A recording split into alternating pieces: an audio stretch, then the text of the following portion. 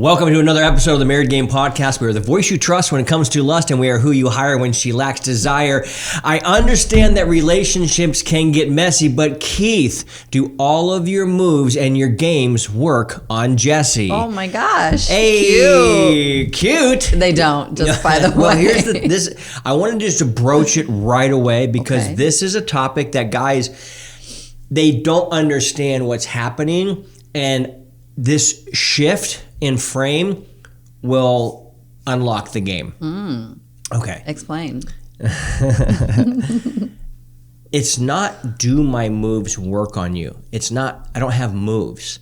I have a way of being. And so it's like, it's not, do you have game? So much like, do you have all these tricks and things you can do to get to manipulate people? I think that's what people think game is. Mm-hmm. No, it's like, do you, how well do you understand the game that we as humans are actually playing? So if I show up and make you feel seen and heard and loved, you're not thinking, I feel so much love right now. Is this a game? You just go, God, I feel really loved. And so it's understanding how it works and go, oh, I know what's going to make Jesse feel really, really loved. It's not a game. It's just how the game is. It's if I show up to a basketball game with fucking soccer cleats, I'm going to have a really hard time being effective on that court. And so it's more understanding what is the game, what is actually happening between the male and the female. It's not I have moves that are going to get you to do something. It's who am I being that caused you to want to do those things with me. That's the understanding of true game, or what we might call married game. It's like playing.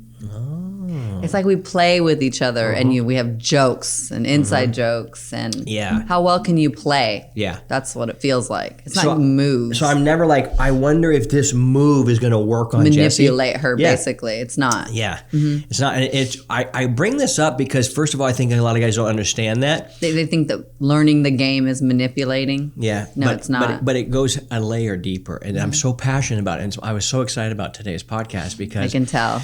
We had just this really amazing dude. You know who he is, but I don't want you to let on to who this guy is. Client of ours, really good-looking dude, successful. He sent us pictures of women that he's dating. We're like, wow. And then there's another one's like, that one, Jesus, holy wow, okay? And I love when people do it. It's so fun. Yeah, it's so fun. Yeah. And well, especially, I mean, he came to our, in a really bad situation, got out of that situation, put himself in a couple of really good situations, but he kind of revealed his cards a little early and he's got a pattern.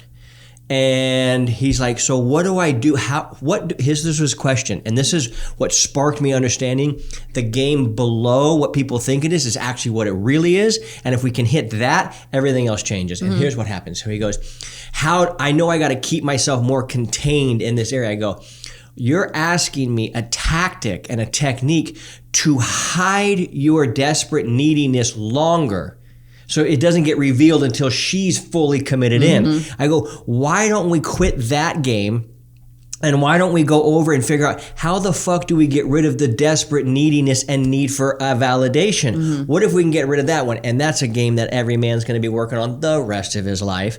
But what if we can work on that so that we're not worried about it being found out? Yep. And this is the game below the game, or some might even say the game above the game. And it's you're understanding what's the actual heart of the issue, and let's go fix that. And that's what I think you and I do very well. We'll be like, yo, I'm feeling all these things.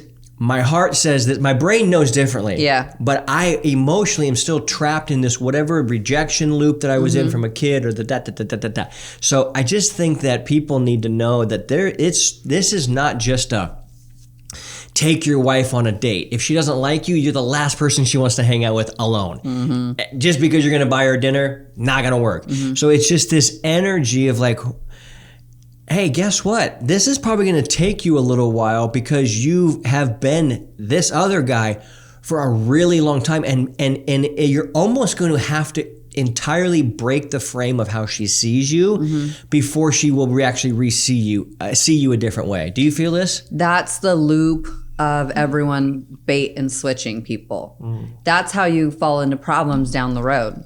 Like, be yourself, be who you are now. Don't be like, what can I say to get this and that? just say, this is how I am, this is what I like, do you like the same things, right? And then you go forward with a relationship. Okay. What you just did right there is almost virtually impossible for most married men to do. Married men, why? Shouldn't they be who they are? You say why, and there's 3 levels to that question. Okay, why they don't want to be rejected, why they don't want to relieve who they really are to get ultimately rejected, why they don't want to admit that they think that because the culture and society and their religion would shun them and make them feel like they're going to hell. It's so I know, but that's like deep. most attractive is you being who you are. You ready for this? Yes, I'm ready. This is the thing. A man will not ask for what he wants from his wife because he's afraid he'll lose status in her eyes. The fact that he's afraid to lose status in her eyes causes him to lose status in her eyes. Isn't that crazy? So he's afraid to say, you know what? I want anal. You know what I mean? Guys are afraid to ask for anal, or hey, can we actually fuck on the balcony even nobody will see us? Whatever the thing is that can we take 3 of the comforters off so we can have sex? Can I actually see your titties? Yeah. These are things that a lot of guys are even afraid. Some guys they come in a marriage game and they don't even know how to truly ask for sex in a way that makes them feel empowered. To the one person that you're supposed to only ask from. If they say what they want and they're not afraid to lose status with her mind, it causes her to realize, motherfucker, this guy really is an independent thinker. It's what drew me to him. But as soon as you're like, I'm afraid to ask for what I want, she knows, oh, fuck, I have the power. And she's like, damn it, now I realize his status is lower than mine. Instant attraction, unplugged. And the guy goes, what the fuck, dude? He's like, bro, you forgot the rule, the golden fucking rule, man. And that is become the most attractive version of you for you. Say what the fuck you want. If she doesn't want this, we got so many questions to come in here, but this is when a man gets to a point where he goes, I'm gonna ask for what I want. If she goes, no, okay. Yeah. And don't pout. But if he wants to get what he wants and she goes, that's not the road I'm going down, then don't torture her and don't torture yourself. Let her live the life she wants to live and go open yourself up to find the person that goes, all those things about you that other person didn't like, those are fucking adorable. And you're like, wait, what? I experienced this in such a real way after my first divorce, that I realized that there were so many human beings out there that liked the almost identical shit I liked. And would never shame me or put me down for the things that I enjoyed or liked or wanted to do. And so I was like, you step out of the shadow and into this light thinking that there's going to be all this exposure and shame, and then you realize you step into an oasis of people that are over here on the left going, we all love that same shit. And you're like, wait, what? You even went so extreme. It's like the first couple of days you're like, I like this. I've never been extreme ever in my life. Yes, no, I'm kidding. What were you going to say? That's how you were acting. You're like, I want this, and this, right? Like, you down or not down? Like, you put it all on the line at the beginning. Front. Yes. Yeah. And I was like, well, I'm not looking for anything, so this is cool. Yeah, exactly. And here we are. Here we are. Yeah. Here we are. This is the essence of how it actually works, and I've been having the best meditations in the morning. I switched up my routine and have started spending from 4 to 7 in just meditation and thinking and all the good stuff and actually like working and processing. Wow. Good. It made me ask a question. You knew how to make money before this. Why do this? Because it opens our life up to a scrutiny from people that have never tasted what you and I have tasted. Yeah. So why would we do this? What was your answer? I can't shake the feeling that almost no guy I've ever met ever in life knows what I know about what we have. And yet I watch them like crying, literally crying, pulling their hair, like all the shit that every guy goes through. And I just feel compelled, like I have to fucking share this with you guys. That's like a bigger calling. I get a little nervous with the word calling. It's the word to use that everyone understands. It is. Yeah. Can I tell you why I don't like it though? And I think words matter. So like, I think I know why, but say it for our audience here. No, you tell me. Let's see how well you know me. It's because when I don't want to offend anyone, because if however they get the message is how they get the message, and I think that's great. Yeah. But if you feel like God is talking to you, do you feel weird about that specifically, right? So a calling means like God is telling you. But it could just be your intuition and inside telling you, or a pull saying that you just can't sit back and saying you know all this and let man still do it. You're like, I have to say something. Side note, by the way, that's why I have to say things to you. I'm controlling.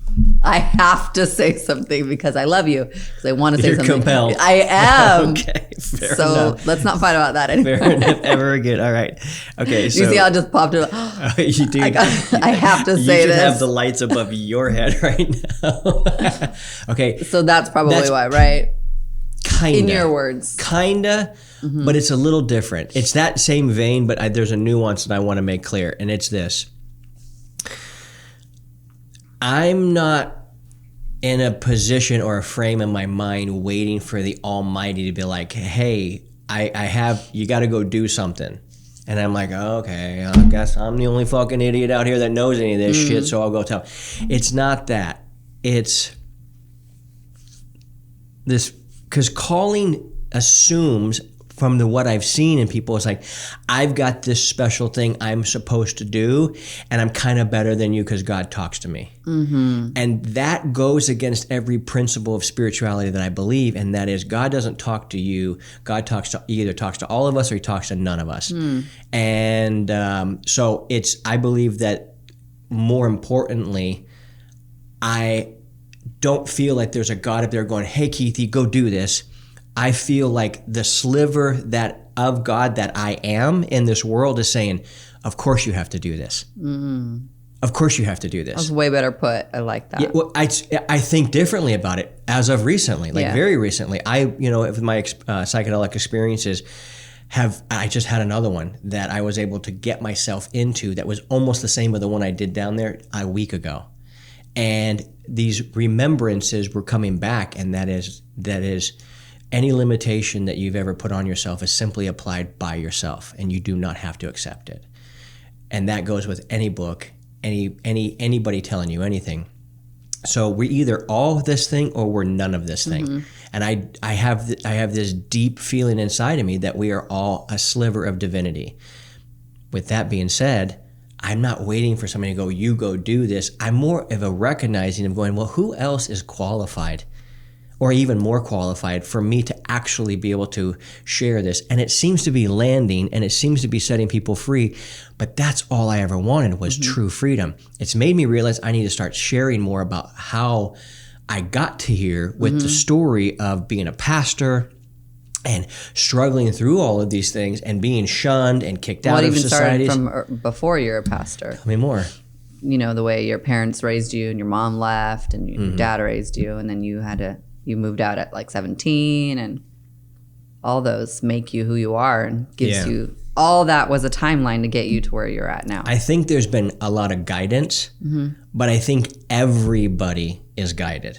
That's why the calling thing is just, I'm not special because I have it. I do have a special insight and a wisdom, and so do you, based off what we've been through. And the thing that led us was our desires to figure these things out. I also think that's kind of that source's curiosity string that they pull in each individual. Like, why have we been obsessed with? 2012, we made a CD set called The Elements of Attraction, talking about the very thing. You put it right up there. I love it. Yeah, I did right in the middle. The elements of it, this attraction thing has been like such a deep core issue that has been interesting to me for a very long time. The deeper and more I get into it, the more I come back to who is the being and who are you being and what does that mean? And the thing that's really, really attractive for a human being, for other human beings to watch, is people that are liberated. Think about this. Almost everybody we really look up to or like to is an extreme version of that thing that we like. They're the extreme. They're either extremely wealthy, extremely athletic, extremely good singer, they're extreme in their ideology, And I think the reason we love people that much is because we don't want to be the extreme per se, but we want to move out of our box a little bit, and they give us permission. Mm-hmm. I think I kind of recognize that I'm not called to that. I just happen to be that. And therefore I need to lean into that more, because what men are really looking for is liberation. And how are they going to be liberated unless the people that are liberated are going, yo, hey, here's how we got free. Yeah. That's how I feel. I like that. Yeah. I don't, because like people are like, what's your calling? Or I don't know. But do I feel good when I help people? Yes. Yeah. Do I like what I do with you? Absolutely. I'm interested in people's story. I feel like I can say some positive good things to direct them, and I've been there, so do this, or and they listen. Yeah. And I like it. It just feels good to give, and it feels good to share light to people who you're watching them walk around in darkness. We got some interesting questions today, and you can, in the way the questions are asked, it's evidence that the person is in darkness, and they're like asking for something that if they had light, the question would be obvious. Then when we get those comments back, like, you changed my life just by saying or doing this, you're like, what? Yeah. Makes you want to never stop doing it. Ever. Yeah. And I like the narrative of Jesus. I like that guy. And when some of his final words is, I'm leaving, but don't worry, I'm going to send to you my spirit. And he called him the spirit of truth. So I feel like when a truth hits a human being, they just know it. They go, fuck, that's right. It's like, it's immutable. They can't run from it. What they do with that truth is a different story, but they know that's truth. I feel like when we come upon situations for human beings to go, oh, that's true, I think that is whatever we are calling God. I used to feel this urge to clarify what God I'm talking about. I lost that this morning in my meditation. I just realized it's God. Nobody actually knows. When they say God, nobody actually really even knows. It's just a figment of their imagination. Yeah. And people argue over, well, okay, so you like the God of this book. I like that book too, so we're going to be okay for now. But how do you interpret this passage of that book? Oh, differently. Well, then you got the wrong God. To judge them. Yeah, so which it's like, you shouldn't be judging. Yeah, so it's like, just we don't need to worry about that. Whatever, whoever it is. So it's not a calling. It's if we are gods, little gods walking around, or a sliver of him, and that's what Christians even say. The word Christian means little Christ. Oh. And he basically said, just go and do what I've done. Just act like me. So there's like these little Jesus, like the little, like, I'm just a little Jesus walking around. Yeah, I'm a disciple of, shout out to Andrew Schultz and his amazing comedy. So funny. Oh my God, so good. That was good. But this concept of, well, we've been given light. You have to, there's something that happens to you that makes you want to shine it. And there's people in darkness that don't like what you're saying, and they haven't.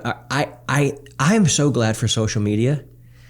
Yeah, because when you go in the comments, you see that there is if there's a black square in the thing, some people will be like, that's really white. Somebody say, no, that's black. I mean, you will get the exact opposite. If there's water, a picture of water, people are like, that's too dry. Somebody will be like, that's too wet. Wow.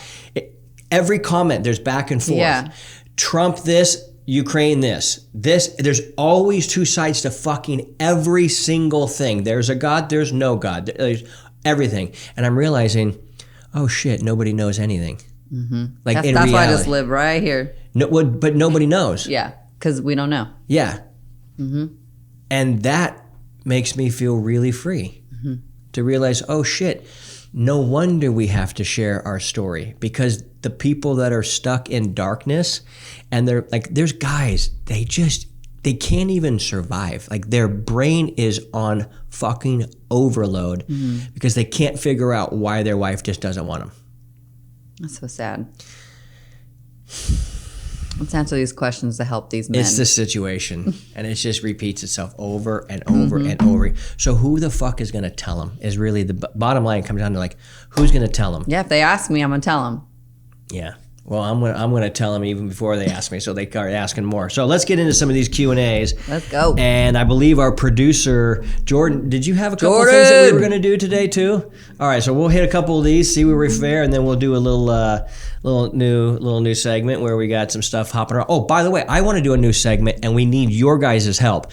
Send us a message, either Jesse Joy or myself. Send us a message of how this podcast has actually transformed your life, living it. And I want to start reading a couple of those as we open up. That's nice. Why not share about the people that we're helping? Mm-hmm. So, motherfucker, do that. Don't forget to do that. Okay. This one is going to be a doozy. Let's just open it up with this one. Here we go. Ready? Question: How do you get your wife over the other women you have slept with in the past? This came from a coaching client. My first initial reaction, first of all, is that's ridiculous. Wait, what do you mean?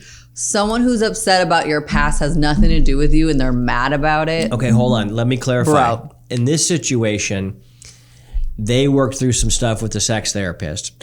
It wasn't just before I met you. Let's clarify. It wasn't just the girls before you met me? So, well, hold on. Or was it? I'm asking you a general question, but I'm also realizing I have a specific scenario in my head. Okay, say the specifics, because I think that's ridiculous. My opinion. Just give me the general answer, and then I'll go to the specific one. So people ask you, hey, Keith's been with a lot of women. Does that bother you? No, I like it. Why do you like it? Because out of all the women, he got to sample all of them. He chose me. Okay. I'm special. Okay, so that's your frame, and that's how you look at it. That's how I like it. And that really, I know that was a frame that really set you free. You're just like, not even that set you free, that you were in bondage. Yeah, it wasn't. I didn't care in the beginning. I only cared when you were like putting those things in my head that I had to live up to. Yeah. And then we got over that. So I naturally didn't care. Okay, so now that second thing you just actually liked it even more because I was like, well, you got a lot of experience. Like, yeah, it's probably good. Yeah, that's right. That's why I chose you for a one night stand. See? All right, here we are, 4,000 nights later. Let's see, is it 4? What's 13 times 4? Whatever that. 14 You're good times, at math. Something like that. Okay. But clarify the question to how you want. The real situation for this particular couple, he had been with some women before him. They were working with a sex therapist. The therapist asked them to write down what their experiences were in the past and what they thought of them and liked them. Apparently, he had some very flowery language about some lovers in the past. Yeah, it's kind of like what you did to me in the middle of our relationship. Yeah. So, well, let me just say the whole thing out. And sorry. And then, but it is a lot like that situation. That's why I knew you're going to be really keen on this one. Yes. So she got to read the flowery language of his experience with these other women. Okay. But he's like, you're still my favorite. You're my best. Like, yes. You are my best. And he felt like the need, he has to keep convincing her. Yeah. And that's what he's asking. How do you help her get over that? That's the specific situation. You went through something almost similar. Yes. How I felt was I felt like I couldn't live up to, or like you wanted those things again. Okay. So I think on my end, instead of just feeling it and clamming up and retreating in and not saying anything, maybe her say something. They probably sound like they did. She probably said it and they're like, why do you say that? I can't live up to, a better conversation. Then after that conversation where he's like, no, that I'm just telling you about the situation. I love you and I like our thing. She needs to, on that end, let that shit go. Okay. That's my opinion. But the way he can say that to her, another way that if she's not letting it go, and if I'm just talking to him, not to her too, I would tell him to first listen to her, then him reassure her, then him say, okay, like if this is going on a few times or a year and she's still bringing that shit up, like, look, I didn't cheat on you. That was my past. We need to get over this and move on from this. So he needs to put his foot down. And she needs to stop doing that shit and throwing it in his face. Yeah. That's my whole spiel. I think there's A, I like it. B, you look great. Thanks. C, I think that's the right answer. Yeah. A piece of this in there that I would just add to that is simple. A man can't be held hostage for these things forever. No, and even if he did cheat and she chose to forgive and move on, she can't keep doing that to him. Yeah, because there was a little bit of a porn situation in his deal, and he's been over that for 3 years. And then she needs to be over it for 2. But he still has that, like, he's trying to be a good boy. In our intake call, it was like, I did this thing and he was feeling so bad. Well, that's probably why she keeps nailing him. Well, this is why I want to say that. Yeah. It's like, sometimes women will only get over it when you get over it. And when you go, yeah, that was me. That was Trevor. That guy was a piece of shit. I haven't been him for years. We're not allowed to treat the current version of me that has no representation of that guy anymore, at least for years. Yeah. We can't be treating him probably like 90% better. Yeah. Yeah. Yeah. And you can't keep doing that. It's just, well, it's the man needs to be like, yeah, that was me. That's not me anymore. If you want to treat me like the old me, you're welcome to, but you're actually putting this at risk. Yeah. You're putting our intimacy and your actual mental health at risk. Can't you just, like, it is what it was. And by the way, of course, I had a lot of fun with them. It's called sex. There's the whole reason we're doing this. Mm-hmm. It's fucking fun. Yeah. And wouldn't you be stoked that I had a good time? Yeah. Like when he draws that line and it's like, okay, now we're moving forward. That's it. Yeah. Are we moving forward together or not? Yeah. And they have a lot of sex and they have a lot of this stuff. It's just every once in a while he's like, he can't get over this thing. And I think she brings it up. I don't know. I haven't talked to her. Yeah. All the specifics. There's probably some other things in there that she would probably add and go, well, but did you know this? But you know this. It's the essence of what I'm saying is if a guy has a past, mm-hmm. I explained a little bit too much to you, and therefore it made you feel awkward. And I didn't say anything. Yeah, but I was like, there's no reason for that. Yeah. That was just something stupid. I don't even think I asked. I think you just were like, whatever. And then did it? Who knows? Whoa. Dude? Who knows? Yeah. But and I haven't always been perfect at talking like that stuff. Right. So I'm still not even perfect at it, but I haven't been great at it. Yeah. In the past. But on the other end, I get to share my feelings and heart through things. Yeah. Mm-hmm. Yeah, and then we move on. It's one of these things. Eventually, you have to learn to secure yourself and soothe yourself. Mm-hmm. And if you have an insecurity about what I did in the past, eventually you have to just say, I have to fucking figure this out on my own. Either I'm going to walk around and continue to keep this insecurity running in my head, or I get to do the work and go, you know what? Like when you came back, mm-hmm. I was like wondering, like, is she really back for good? Yeah. Is like, what is this? Mm-hmm. And I eventually just said, I had to work through all that shit myself. Mm-hmm. And if I wasn't going to work through it, I wasn't going to work through it. And a lot of times what it is just accepting, hey, this is how I actually really feel. Do I really need to feel this way? Work it through your body. There's some other strategies, but it's good stuff. Mm-hmm. I like that question. Okay. Question number 2. What is the first thing every man should do to start uncovering his provocateur? Uncovering? What do you mean by that? Like starting on his journey of becoming a provocateur. Like what's the starting point? What's the first thing every man should do to start? This is the question. If he's not already. Go to the gym. When you get your body right, you feel right. You even just told me that today. You're like, that sure looks so good. And you don't ever get fat again. Don't get fat again. Yeah. You like... When you let it go a little bit and you're like, you don't want to wear that shirt. Yeah. I'm like, don't do that because you look good. Yeah. Yeah. And you're like, I know it. Yeah, I do know it. So I'd say go to the gym first. I think the greatest gift you could ever give yourself is a good physique. Mm-hmm. The one that you could just like, you know what, I'm proud. And you just feel so good inside when you're walking around. That's the craziest thing is it's how you feel about yourself that becomes the ultimate thing that you don't want to compromise on that. Yep. I don't want to give up this feeling of, that's a lot of self-love. And your mind gets right too, you know? Very clear. Anxiety and all that, you go work out, you feel better. Okay, so let's say a guy's got his body on point. Okay. What's another thing? Provocateur. Do what you say you're going to do without. What do you say? When you say you're going to do it without fault. Yeah, without fault. So audit yourself. So always keep your word. That gives you confidence. That's a big one. Yeah. You're going to hang that painting. Hang that painting. Yeah. If you're going to get that thing. Be there on time. Don't be 5-10 minutes late all the time. Yeah. Yeah. Mm-hmm. These two things, certainly.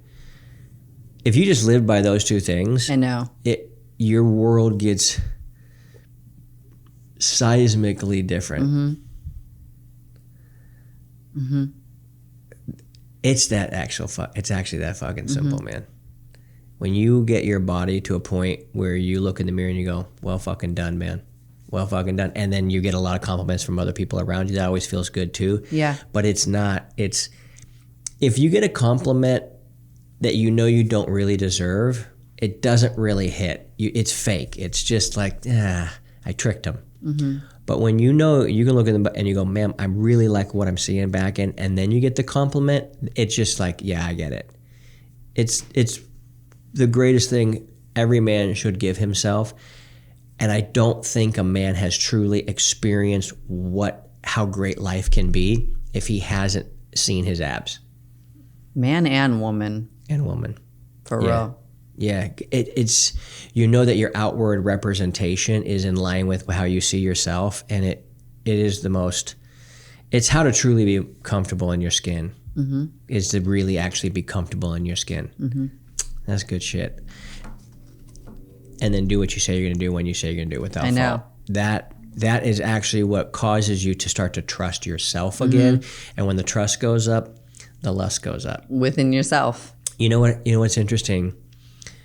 Whether I was doing my cold plunge or if I'm meditating in the morning or just taking a shower today, I notice that when I go really in myself and connecting to source in those moments is when you want my attention. No. Yeah. No. Yeah, I was meditating this morning. It happened 3 times today. I'm not pointing any fingers. Maybe because I get the attention when you're not just all quiet into yourself. You talk to me more. Yeah, maybe so. But because I was like, you were in the shower for a long time meditating, right? Yeah. And I went by, I was like, dang, he's in there for a long time. I want to say something. Yeah. So, but if you just hop out, you're talking to me, I get to say the thing. Yeah. So maybe you feel like that. Well, but I'm just saying what happened. And I think it's interesting. I'm going to try to notice now. This is an energetic, I believe there's an energy to all of this. Attraction is energy. I'm like, why aren't you giving me attention when you're around? But check this out. But I wasn't even around. So I was meditating downstairs this morning. You came and you touched my chest. And I was like, oh, but I was meditating. And like, oh, there you are. Then I was in the cold plunge today. I was in the cold plunge today. I was like, and I'm having one of the greatest cold plunge moments of my life. I hear you laughing by yourself. Yeah, and I'm having the best time. Yeah. And I'm here, and then I hear Valentine bark, and I go, knock it off, Valentine, quiet. I'm going in, baby. I'm here. And I turn around and it's you banging on the glass, and I'm like, Jesus, dude. But I'm just saying, which I love. Yeah. But it's interesting that when a man's focus becomes the source of him bettering himself and connecting with whatever this thing that makes all of us fucking breathe, I think there's an energetic attraction to that. I'm in the shower having another moment, warming myself up for my cold plunge. Yeah. And I'm really deep in thought and I'm really processing some things that I'm working through in my brain in a very positive way. And you're like opening the door, hello, hi, hey, it's me. I need attention. Yeah, something. And I was like, hey. And literally we just hung out for hours last night and got to see each other a little bit. So I think what it is it's an energy. As what I'm saying is an energy. And it's the way we are as humans. I'm going to try to notice that. So you do what you say you're going to do. I'm going to leave you alone now. I think it's beautiful. But if somebody noticed, hey, when you really go all in on source and you're thinking about being connected so that the highest vibration of you, the purest, most potent version of you that truly is sending love and light and causing people's lives to be better in the world, which is, I believe that's what good is. That's what love is. Well, when you're doing that, people fucking notice and they want to be a part of it. Then somebody goes, okay, well then go fake like you're being in source and you're going to get people to attract you. It's like, it doesn't work that way. That's what I'm talking about is game. It's an energy thing. If you're this fucking thing, people are going to attract you. If you're not that thing, you can't trick them into being that thing. Maybe some dumb ones, but not the real ones. Yeah, because if you were just quiet and to yourself, I think you're kind of right, because your energy would be like down or weird, or I'm like, I don't want to talk to him. But if I see you laughing and your energy is good, like I want to be a part of it. Yeah, it is That's real. True. I like that. And I was having a real moment in the fucking cold plunge. Realize, when you catch your breath, I think my favorite thing about anything that is meditative is you always have to focus on the breath. Brazilian Jiu-Jitsu, eventually you're rolling long enough with whatever fucking gorilla you're rolling with, and you start to notice, I have to watch my breath. And your thing is watch my breath, don't get subbed, right? Watch my breath, don't get subbed, but the breath becomes the most important thing. When you're surfing and you get held underwater, the breath becomes the most important thing. When you're fucking on arm day and you're running out of oxygen, and with our moves is a tricep heavy move. Focus on that breath. You got to focus on the fucking breath. Okay, so I'm saying it comes down to this thing. So I'm in the cold plunge and I'm breathing and I'm realizing breathing is life. Yeah. I know this all sounds kind of meta and whatever, but the truth of the matter is this. That's true. We are living beings, and there's something that's causing us to move, and I want to be deeply, deeply, deeply in alignment with that thing, because whatever that is, that alignment is what is my highest, best experience here on earth. It's the best experience. So when I'm experiencing this and I'm going in and I'm feeling all of this intelligence that's coming into me, it's not that you're called because you're special. It's you have the light. Just shine it, motherfucker. Just keep shining it the way you shine it. And the people that need the light are going to go, that's my fucking guy. Yeah. That's my gal. I want to listen to him. I think everybody else need not apply. And dude, I'm feeling that. Hey! I'm like, fucking hey, Jesse Joe, I love you. And I'm back, right? No. Oh, no. Look at, she thinks you're done. No, we're not done. Go lay down. Never. She was barking too. It's an energy. Yeah. And so I'm always talking to these guys, let's not try and figure out how to cover up all your insecurities. Let's just fucking expose them. Let's get rid of them. And you can finally breathe and go, shit, dude, I accept who I am right now. Now what do I do? That is this place where you finally realize you're at the trailhead, and now you get to climb this beautiful mountain to where you really want to go. It sets a man free. That's what we're doing. You feel that? Give me another question. All right, you little filly. Here we go. Here's one. I wrote this down exactly as it came in. Okay. That's important. Okay. Say, for example, you're trying to earn the happiness and attention of someone, but after all your best efforts, nothing works. It's not that they don't like you. You two have been friends for a long time. They're just not showing interest anymore. What are some ways and strategies I can use to get their happiness and attention back? They're meaning her friends? His meaning... Well, let me check my phone and see if they gave me... I had a couple qualifying questions on this one to see if I'm... that way I'm reading what's going on. Okay. Okay, as of now, because I said I need a backstory. Are you together? What's happening? And as of now, we're good friends for about 3 years, bonded through a common struggle. We've been through many trials together. We talk very often. Most times it is a fun time for both of us, but recently they've lost interest in anything I've had to say. What confuses me is that they talk to others with high energy and interest, but with me, there's none of that. I know for a fact they're not mad at me. We haven't had any conflicts ever. They're just lost interest in me, and it happened like a light being turned off. My question is, how do I get the interest back? Okay. That's easy to meet, because what I would do is just move on. I'd say, obviously you're not interested, and I know that because I'm asking this question. This person's not interested anymore. Okay, bye. It doesn't sound like they have a whole life together and kids together. Like, that's easy to move on. Like, you can be sad for a little bit, but sorry. Yeah. That's it. Yeah. I'm going to cut to the core of what I think this question really is. Core. To the core. Okay, here we go. Yeah, that's a Descendants inside joke we have. 10-year-olds. We got a 10-year-old daughter who's awesome. I talk about how I think words matter a lot and why they're so important to like actually listen. And this is every cue and tip off from anybody where they're at. It's their words that tell me what's going on.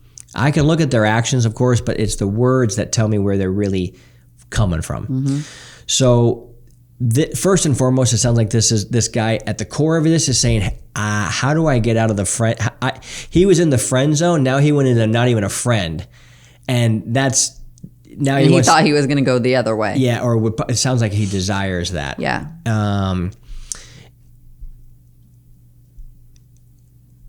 People only leave friends or stop hanging out with them for reason. The only reason is because they feel like it's a waste of their time. Or like a one-way street. It's just like they're not getting anything out of it, or they're not getting what they used to get out of it, or it's the juice is no longer worth the squeeze, or she's not interested and knows that he wants more. And so she's like, I don't want more, so I better not even be friends with this person. Yeah. Because they're getting the wrong idea. Look at you, Columbo. Yeah, that's actually the core. The core. Yeah. So that's why I would stop being friends with the guy. She's just not that into you. Yeah, she's not. Obviously. That's another piece of acceptance that some guys have to just get to. And go, there are going to be women that are just not into you. But when a guy can get really beautiful women, he does think, well, of course, every beautiful woman wants me. But it's not true. That's not true. Because not everybody has the same taste. Yeah. And that's fine. Yeah, but that's... Not everyone's into me. Like, what do I care? Well, yeah. Now, can we analyze his language a little bit? Go ahead.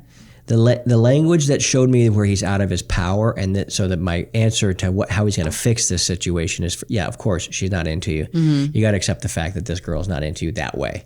Okay. But he says, say, for example, you're trying to earn the happiness and attention of someone. Earn. Yeah. I heard it too. Yeah. But after all your best efforts, nothing works. Wah. It's not that they don't like you. You've been friends for a long time. They're just not showing interest anymore. What are some ways or strategies I can use to get their happiness and attention back? Use to get their happiness. Yeah. Take. Yeah. So the answer for you, my friend, move on. And that's hot when you move on and when you start doing your own thing and you're not calling and texting constantly. Yeah. That could work too. But I would still move on. But again, it's not even that it could work. I know. I don't even want to put that in their head, but it could. But just move on. It can't work unless you do this.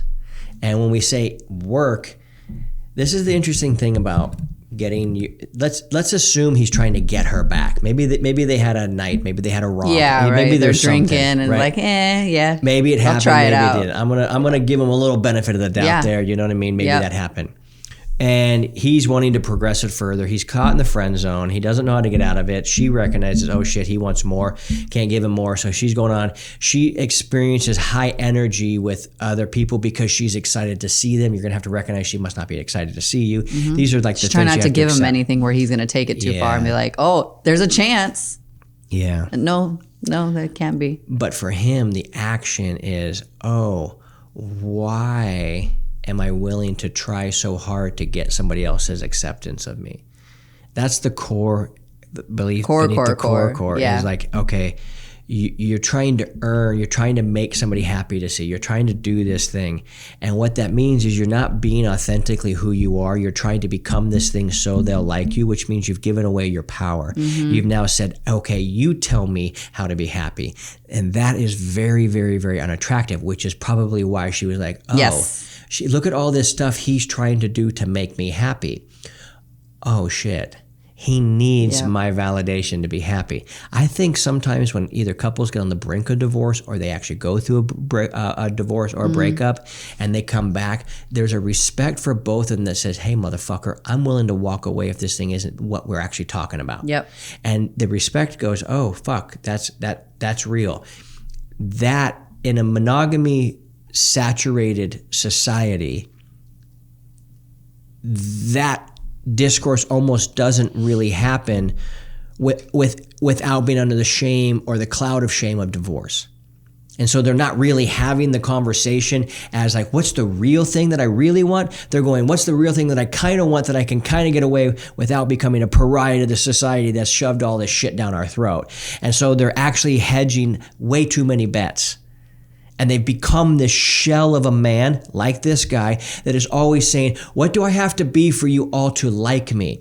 And it's fucking disgusting. It's fucking gross. And it's what turns all women off. And it's what turns real guys off towards motherfuckers who are faking it. And we can smell the fucking desperation and the neediness. And as a dude, you go, ugh.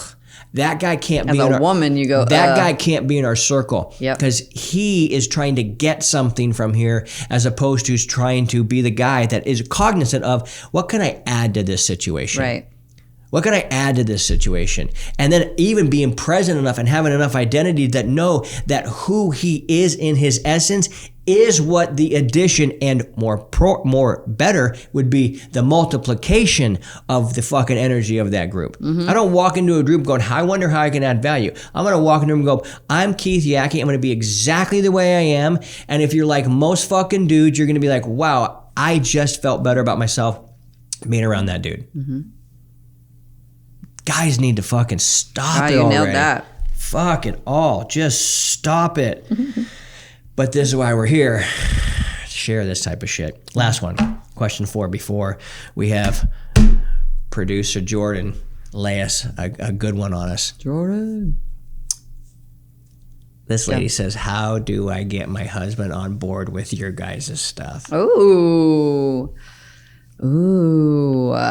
Does he have an Instagram? Send him the clips, first of all. And to keep just seeding that into him daily when you hear the stuff. Yeah. And then probably when he comes home, like, talk about it. Do you see that video? What do you think about it? Tell me what you think. Here's what I think. Just keep. Can you listen to this podcast with me? It's really good. Dun, dun, dun. Then he's like, I like this guy. Yeah, you're right. That would be awesome. That's just my story. There we go. What do you think? Well, I think that you answered it in a way that a girl would answer it. Yeah, you're welcome. That's why I'm here. So thank you. No, seeing the perspectives is very interesting. Yeah. That a guy is hearing you say as a wife, I need to fix you, and here's how I'm going to do it without, and it's covert. Women talk covert. That's fine. But a guy can sniff it out if it's too oversold. So that is the right approach. If you're going right, it feels covert, but a guy would. What if she was like, we're having problems in this area. What do you think about this conversation? Okay, that's very overt. Okay. All right, and a guy would be like, oh shit, okay, he'd probably, I'm not saying that he's going to reject either of these ways. Okay. Every guy's different. But I'm telling you what it sounds like. You know how sometimes I say things, you go, oh God, that sounds like this. That's harsh. Yeah. And I go, well, dude, that's exactly how a guy needs to hear it. And he goes, oh, roger that. Clear. So I've given that answer before to many women, and I like that answer. Okay. It's been the best one I've had up until I think this one. Ooh. Okay, so here's what I think a better answer is the women, if they've listened to this podcast long enough, they realize, oh shit, a guy can understand how women think. And it actually makes him more masculine for understanding this, not actually more feminine. The more a masculine trait is to understand and be able to lead. Don't you think it would be a better leader for you if I understand who the fuck you really are? Absolutely. I know what motivates you. I know what you're afraid of. I know where your insecurities are. I know these things, and I know how to coax and influence you to becoming this great human being. That's what a fucking real leader does. That's hot. So here's what, if a women are listening to this, us have a conversation, my best bet is she starts to ask him questions about certain things that knows it would bring up them. Like, for example, hey, why do you think I don't initiate more? The tables are now turned.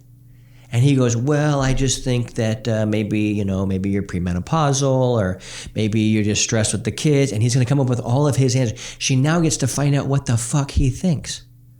Now she has an understanding.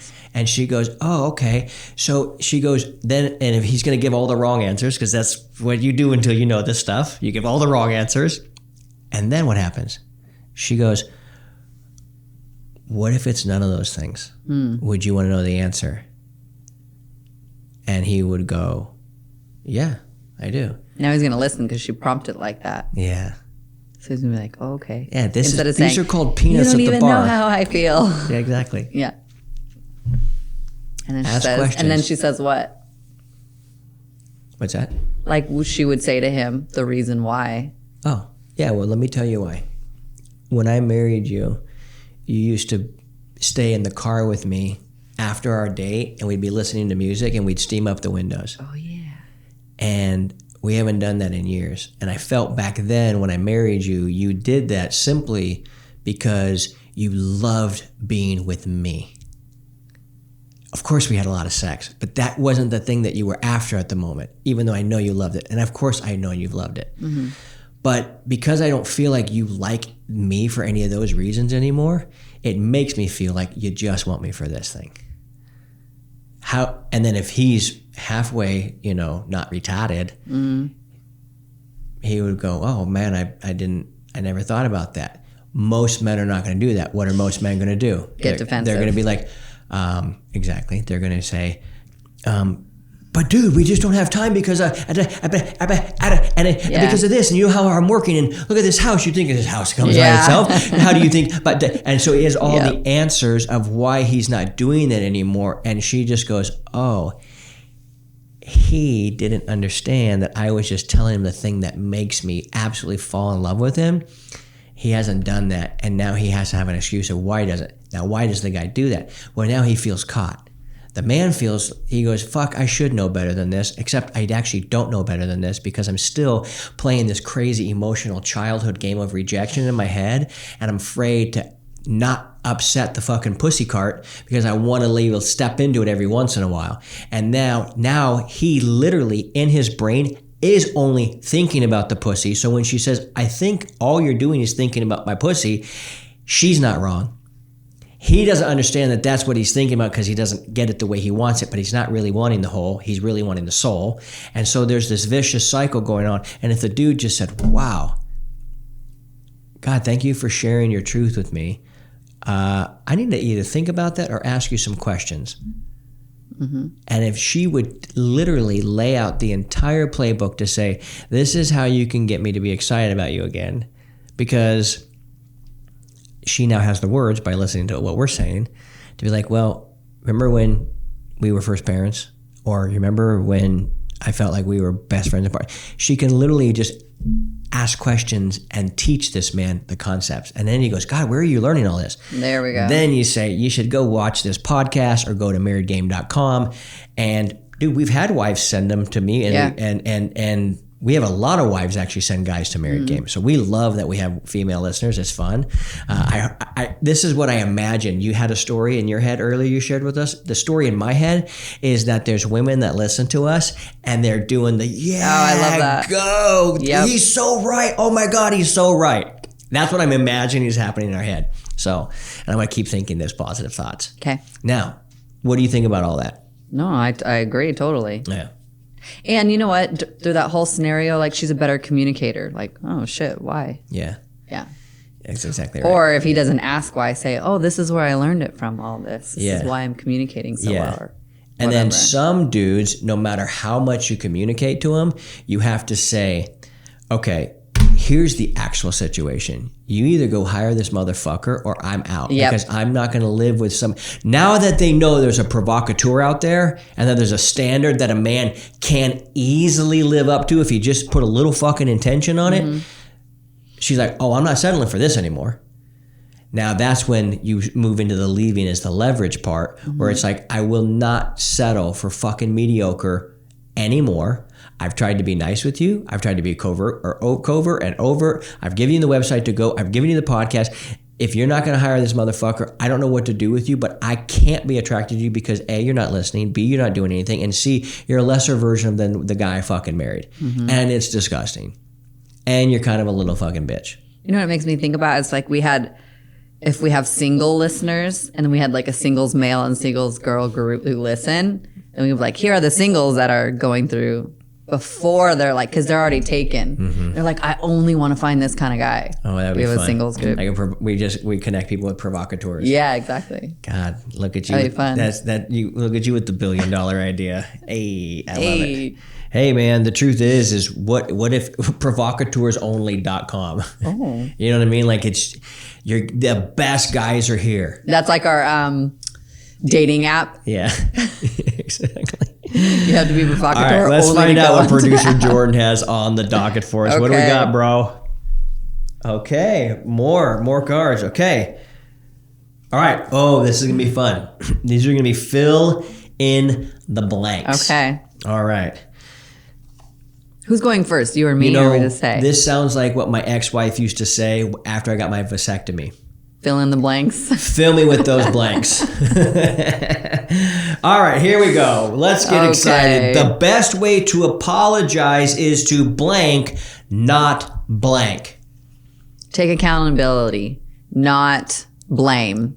Ooh, that's good. Thank you. Yeah, that's good.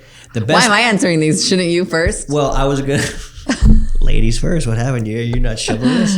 What happened? Okay. Nope. The best way to apologize is to blank, not blank. Wow, you came up with a really quick answer. Next. I already won. This is a match. It always is. Okay. Here we go. All right. When my partner does blank, I feel loved.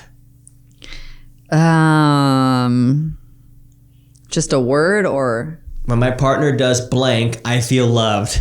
I know what you would say. Blowjob. No. I know you're going to say long, deep conversation about a relationship you know about. No, when you just be quiet and I get to spew to you. And then, no, it takes initiative, shows initiative. I feel loved. Ditto. There we go. Holy shit. I'm amazing. Keep going. That's why I do what I do. You know what I mean? Let's go, dude. Let's see if I can get one at the camera. That'd be cool. That would be cool. And like slow-mo it. All right. Come on. Let's wrap this up. You're getting too silly. Married gay. Next. All right. Here we go. More relationships would last if people blanked instead of blanked. Communicate. More instead of clam and shell in. Retreat in. What would you say? I like it. So if communicate as opposed to clam, that's what you're saying? Mm-hmm. You little slanted clam. Remember that place in Vegas? Vertical clam you. What? Go. Yeah, he's crazy. Okay, here we go. More relationships would last if people